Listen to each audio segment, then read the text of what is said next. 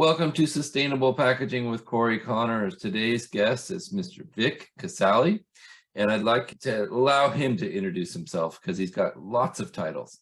How are you, sir? Thank you, Cory. Thanks for inviting me. Yeah. Yes, well, okay, a few titles. I am co-founder and CEO of Mob Beauty, which is a new brand. We're 2 years young. Yes. Right? Beautiful. We're promoting better beauty. That's kind of our two-liner, better beauty. And in the process of launching Mob Beauty, we realized that the industry was lacking a proper sustainable recycling or educational and recycling program. So we got together with Credo, and we launched Pact Collective, which is a non-for-profit membership program. We launched about 18 months ago. We have over 150 members throughout the supply chain in the beauty industry. We just focus on beauty. And it's really, the initiative is to bring everyone together in a non-competitive way to help reduce the amount of waste, packaging waste in our industry. That is so exciting. And I know the beauty industry has really struggled over the last years with being more sustainable. So it's exciting to see someone like you and your team really taking the bull by the horns and say, we're gonna do this. We're gonna make it happen. Can you tell us a little bit about your background and what got you to this point? Yes, well, I started at a very young age. I have a chemistry degree, so I studied chemistry in Toronto, where I'm from, University of Toronto. And I was fortunate enough to meet, when I was dating my future wife, I met her brother who challenged me actually to make makeup because he wanted to start a makeup company. And I took it seriously. I wanted to impress them. So, I started a makeshift lab, and that's how we started MAC Cosmetics in 1984 in Toronto. Wow. We built the company ourselves, for 15 years. We did everything internally. Interestingly, we started a recycling program called Back to MAC, I'm going to say 1988. And Cory, this was before there were municipal recycling bins in Canada, at least. Probably California was the only state in the US that might have had some municipal recycling programs. Yeah, and it was part of who we were. We knew we were making product that was going to be used for a short period of time and end up in landfill. And we wanted to bring awareness and incent customers to bring it back. We rewarded them we kind of gave them a free lipstick after they returned 6 containers. It's kind of funny. It's funny the way you think about it now with all the apps and stuff, but back then it was kind of like those coffee shop cards you brought back, and punch card, punched a little stamp on it, and that's what we did. Fast forward today, I've started my third cosmetic company, and one of the things I believe didn't progress since those days at MAC was just the whole effort towards sustainability and minimum waste and minimum use of materials that are hard to recycle. And that's where we realized we needed to do something and co-founded Pact. Well, you have been a guiding light in this industry for many years then, because that program that you set up at MAC was totally innovative. And so kudos to you and your team for doing that. And it's exciting to see that you're continuing that and even improving upon that at Mob Beauty. Well, thank you. And Cory, I believe we made more progress with Pact Collective in the last year and a half than maybe we would have done at MAC. A good example is that, Estee Lauder, who we sold it to, they have 30 brands, and MAC is the only one that does this program. So they do it in many countries. I think there's about 20 countries they do the program. It's ingrained in the culture of MAC, the brand, but it's like you would think they would transfer some of that goodwill and system to other brands.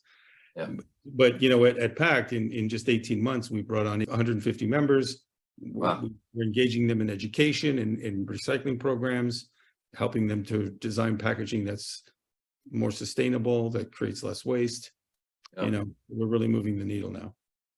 So let's talk about Pact Collective. I see the beautiful display behind you. Is this what brands will purchase from you, or is it sent to them? How does that work? Okay, simple. If you are in the beauty industry at no matter what point in the supply chain, whether you're a packaging manufacturer, a supplier, intermediate supplier, a brand, a retailer, a media outlet, a communication outlet, you can become a member. Oh, wow. Yeah, and what we do is we offer a few things. One, as membership, we offer education. So, every month we offer webinars where we bring in industry experts and talk about everything from materials to municipal recycling activities to regulations that are coming. We basically educate our membership on packaging related sustainable issues. We also offer programs. There's several programs we offer. We offer in-store retail collection programs which is the bin in the back. And that bin there comes with rules. There's a whole list of things you can put in it and that you can't put in it. And it is put in retail locations. We're in Sephora, they're piloting our program. We're in several, Credo, our co-founding partner, uses the program.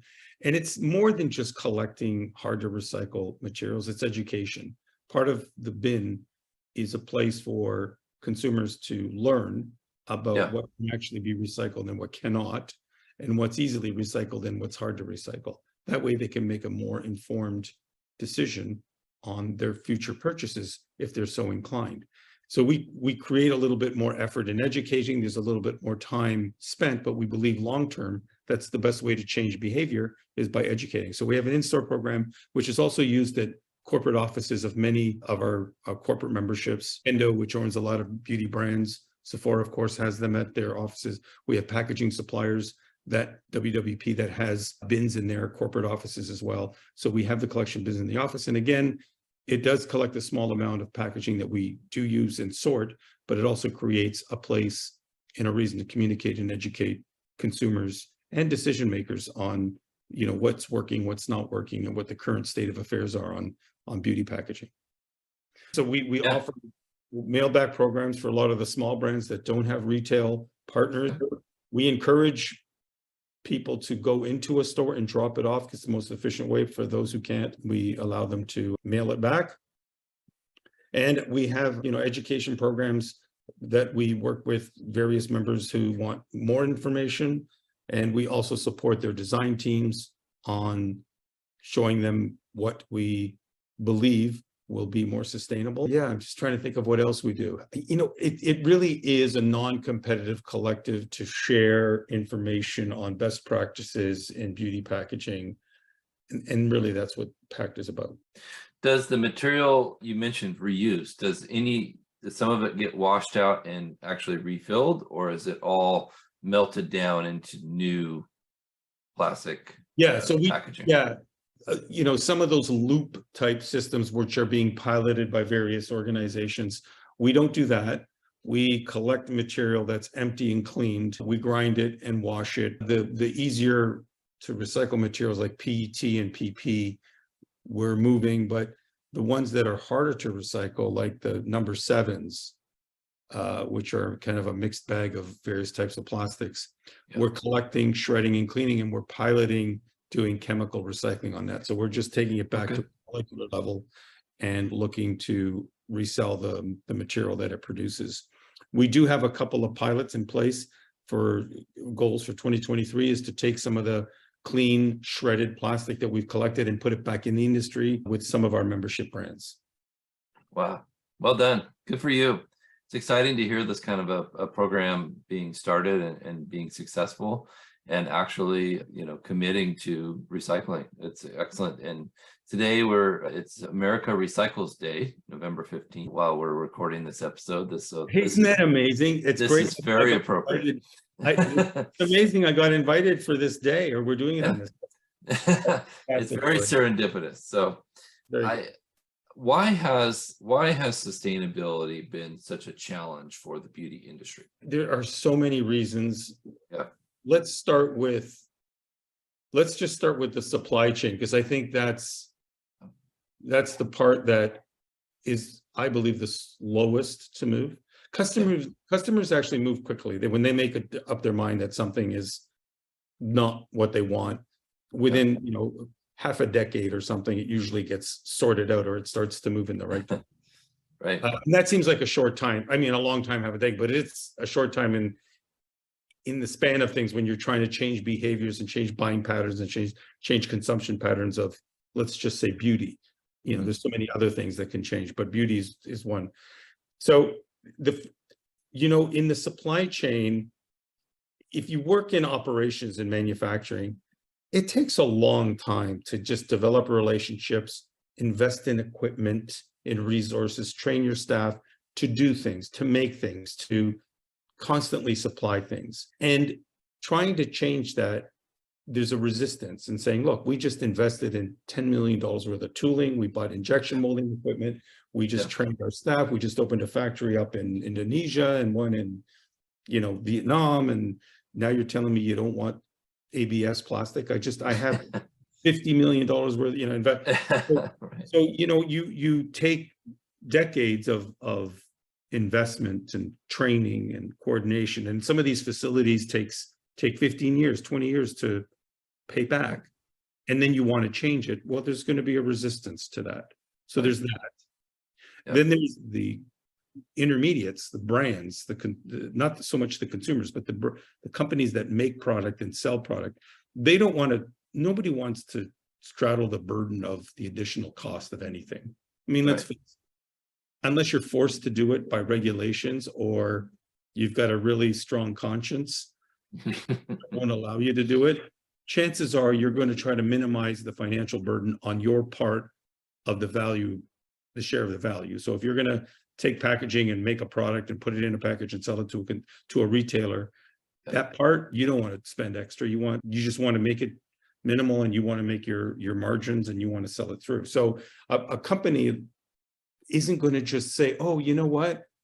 I'm going to pay 50% more for CR polypropylene and try to sell my customer at the same price that my competitor is doing it, and he's not using 50% more expensive polypropylene. So there's resistance there.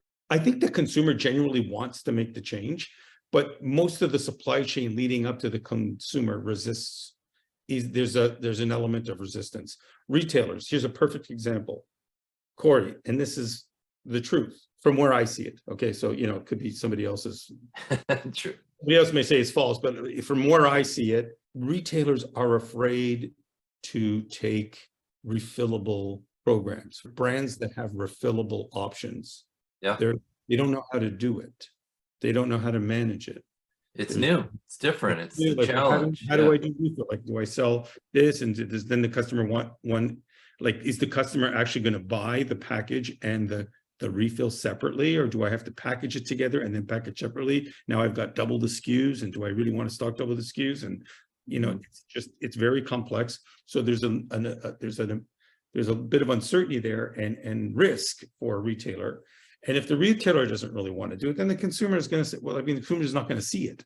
So they're not going to see refills. Maybe they see it online somewhere, but it's not going to reach the masses. So there's another element of, I don't want to say friction is not the right word, of resistance. Yeah. Yes. I think you're right. And it's new, it's different. We've always done it this way, and this is how we're going to do it. And our customers like this, and these sell well, and we don't want to try something new, and all of these excuses. But then you guys come along and you make these really amazing refillable packages. I mean, your team sent me. Right. Okay. So let's talk about these, because this is awesome. This is some of the coolest packaging I've ever seen. And I've been in packaging for 25 years. This is molded pulp. Okay, well, it's nice to hear that, Cory. And this is just one, what would you call this? A refill chip. A refill chip, okay. And this is cream clay bronze, kind of a brown shade, but it just comes in this. And this is totally recyclable. And then the consumer puts it into this thing. Is this right? Is this we're piloting that. That's our molded fiber compact. I absolutely love this concept, This is totally recyclable, molded fiber, beautiful black on black print, which is awesome. Well done to you and your team. So just so I mean, your Yeah. audience, if I go online and they could see me too. But so what I'm going to do is I'm going to show you. Yes. So we launched with our 50% PCR PET compact. So this whole compact, which is very unusual, Cory, if you follow the beauty industry or some other, but Cory, the beauty industry does not like PET because it's soft and Right. it's not heavy. They Right. like plastics that are heavy, so the product feels heavy, and they Yeah. like plastics that are kind of brittle and or scratch resistance. They like SAN, they like ABS. I know Yeah. those are acronyms. Your followers might not understand that, but those are two materials that are typically used for compacts. We use PET, and half of it's recycled, half of it or more. And this is a refillable, like we call it a forever refillable compact. You Awesome. take the refill chip and you fill it in and you use that. But then we wanted to push it further, and we just did a pilot. So we took the molded fiber clamshell company, and the other one, So we took that concept and we said, hey, why don't we make a compact in that? And that's what this is. We just colored it black. Now, interesting, this is actually fully compostable. This will come, we did tests ourselves. I mean, they told us it was, but we wanted to verify it. Like within 2 months, if you put this in your backyard compost, it's gone. Like That's it's amazing. just bits and pieces of fiber. Yeah. So this is a pilot right now. So as of July, we put one of these and one of the lipstick one.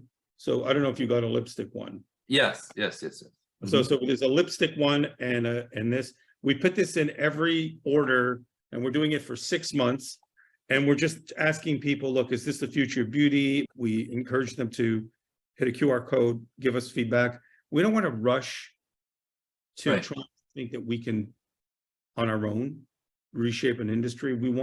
It's kind of try something, get feedback, try something, get feedback. So the refillable packaging we launched with in all PET was a launch and a start. Now we're pushing it and saying, hey, does the compact have to be plastic? Can it be molded fiber? Maybe not for everyone. And that's what we're doing. So we're doing a pilot. By the end of this year, we'll collect all the data, make any changes, and then come back out and say, okay, based on what we've learned, this is what our future is. So we're really pushing the envelope. And we do refills in everything, including even mascara, which the mascara, and I don't know if we sent you a mascara, but it's a refill that you keep the capsule.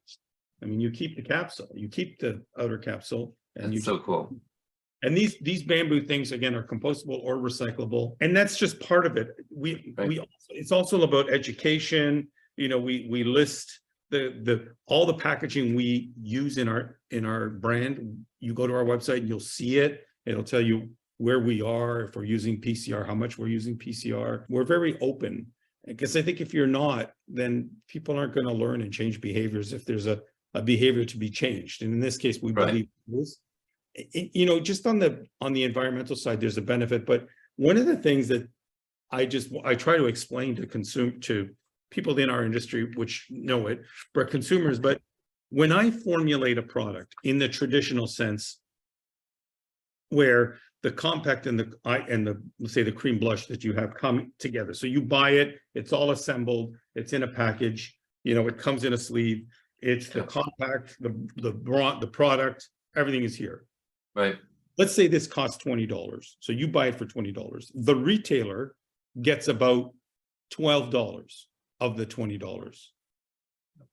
Of the $20 you spend, $12 goes to pay for the package. Yeah. And less goes to pay for the product. It's always been like that. Yeah. So taking the package away from the purchase, now you eliminate like a $10, $12 cost point every time. And this way, when I formulate a product, I can put it in this clamshell, which is very inexpensive. And I can sell you a product where now in this format, the product costs more than the package. So you're actually saving money over time, and you can put them in those pallets like you just put Yeah. a well pallet. This is a 4-pack. It's very well made, clicks together. It looks like, feels like it has magnets in it. I can see this being used for years and years and years. Exactly. And consumers being able to just purchase these little tiny refills. Absolutely brilliant. I love it. Well But done, sir. yes, and you know, we're really excited about it. We you know, honestly, I love this stuff. I Not, feel your passion. I'm well, excited I mean, about you can see makeup the for the thing. first time in my life. Yeah, well, or you can see I'm in a lab. I'm in our, we have 2 labs. We have one on the West Coast, one on the East Coast. But there's, you know, I am a chemist and I love formulating. That's because of passion. I love formulating, but I also love packaging and figuring out ways to use less of it, to reduce the waste. And I get to do it at Mob with a talented group of people. You know, I have a great team. We are industry veterans, and this is our opportunity to really, you know, lead with ideas that, you know, we hope will take. So Yeah. 5 years from now, we'll look back and say, you know, like, holy cow, we were doing that. Yeah. It's kind of Well, like, I don't know how old you are, Cory, but it's kind of like when you think about, you know, no seatbelts. I remember as a kid, I was bouncing around the back seat. I think you know, dad just smoking in the car with the windows closed. You know, another one, you know, at school, they'd like whip you if you get whacked in the ass or in the back with a paddle if you did. I mean, all these things you look back and think, holy shit, we did that. How did we get away with that? Yeah. So hopefully we'll be saying that on packaging Yeah. in our industry in 5 years. Look back and think, wow, I can't believe we were wasting our money. I wanted to highlight this. This box is beautiful. It is craft with digital print on the inside. Absolutely stunning. And this is how sustainable packaging can be beautiful. And I think that's what I've been saying for years, but your team pulled it off here. So kudos to them. Absolutely beautiful, incredible packaging. Thank you. Well, thank you. So yes, we're making progress. Things are moving along. I'm excited to see where you will be at in 5 years. You know, what you'll say, oh, that was ridiculous. We should have done it like this. And this is even more sustainable. And, you know, that does happen. That does happen, Cory. It does. But, you know, you look back on most of the things in your life and you think, I can't believe I did it. For So sure. I mean, you take one step at a time, you fall back a few, you take a few more, and then you eventually, I don't think everyone can get it right the first time all the time. No. Because then if you don't, you're not pushing hard enough and you're not pushing far enough. Yes, that's the answer.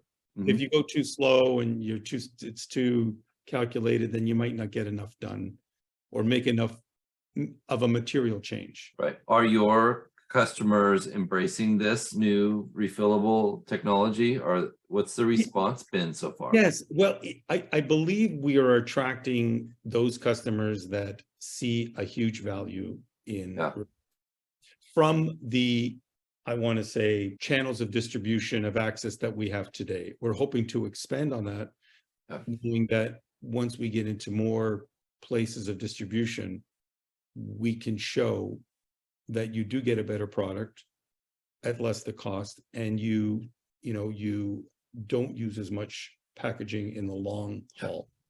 Right. And the other thing that's important, and this is something I need to say, sometimes I forget. One of the things that people have come to believe in the beauty industry, and maybe not so much just the beauty industry, but let's just talk about the beauty industry, is that whenever a company tries to do something natural or sustainable, you think that's not going to be a good product. You know, you kind of in the back of your mind, you think, it's going to be like a hokey thing. We're trying to change that.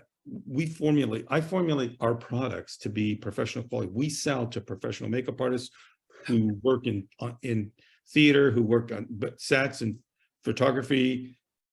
We're making a quality product, and we're doing a lot of sustainable initiatives to go with it. So we're trying to change that sense that, oh, if it's too sustainable, it's not going to be any good. That's a common misnomer, and the same with the packaging. Oh, it's not going to be as good of quality. It's not going to look as good. It's not going to stand up to the trials of shipping through UPS and FedEx. Absolutely true. And it's a common misconception that will take time to disprove. So thank you. Are you heading to Paris Packaging Week by chance? I'm not going to go to. I was just in Paris, but not for Yeah. packaging. Just Okay. because we were like barricaded for 3 years, and Yeah. we thought we'd go to Paris. For Pact, we go to the shows because we get invited as a non-for-profit to educate and spread the word, and show ways of doing things maybe that are different, that may be better environmentally. So You might want to enter these into Paris Packaging Week. They have a design contest where you could win some sustainability awards, I think. Okay, well, no, let's do it. I mean, we have one. I have to say, we have won a couple of awards. I'll pull one right now. Yeah. There's this one here. It's a wooden pencil. Oh, I love it. It's the D&D Awards. So it's D and AD. So the design and ad, whatever. It's a UK agency that gave us an award for those. Actually, those refill clamshell, biodegradable, compostable clamshells. Yeah. So we've had a few. Cool. Yeah, no, I love getting out there. I love spreading the word, love educating. And I really do appreciate you inviting me on this podcast. I love that you do this. Oh, thank you. And you get to work from home whether you like it or not. Well, and we'll be actually recording live from Paris in January at the Paris Packaging Week. So that I'm looking forward to that. So that's fantastic. Well, I hope you enjoy. That'll be fantastic. I'll have to check in and see how it's going. See how you're doing. Yeah. We'd love to see you there, but if you can't make it, I understand. Well, anything else you want to tell us about what's the future hold for you, or anything new? So what, one of the things we think that are important is to check in with your community base, and with social media now, it makes it a lot easier. And so with Mob, one of the ways that we feel that we're making progress is by staying connected to our community, our customers, and engaging them in the design and development process, and encouraging them to give feedback and to learn about how tricky it is to just work on something, to make something. These are one of the things we're thinking about now, is making the refill that you saw, like this. So this refill, instead of using a refill that can't be used as a package, is actually redesign the refill so it can actually be used as a package if you want. So you don't have to invest in anything else if you don't want to, upsell to another product. You can actually buy it and use it in its protective container right away. I love that. That's one. Awesome. That's one of the things we're working on for next year. We just, it's never ending. You've been in packaging. It's like anything. There's always something different or new, or something you wish you had, but you didn't. And all of a sudden it's available and you've got to go back and start over again. Yeah. We have to innovate. Yeah. We're really excited at Mob because, we have a company that is committed to, say, doing beauty better, and always looking at, better ways to create product, to create packaging that's more sustainable. And it's exciting. Yeah. Well, you're doing amazing things. I appreciate you coming on the show, and you're obviously an innovator, and we appreciate it. So thank you, Vic. Well, thank you so much, Cory. Thank you, Landsberg Aurora, for sponsoring this podcast. We appreciate you. If you're listening, make sure you subscribe so you don't miss the next episode, and stay tuned for more. Thank you.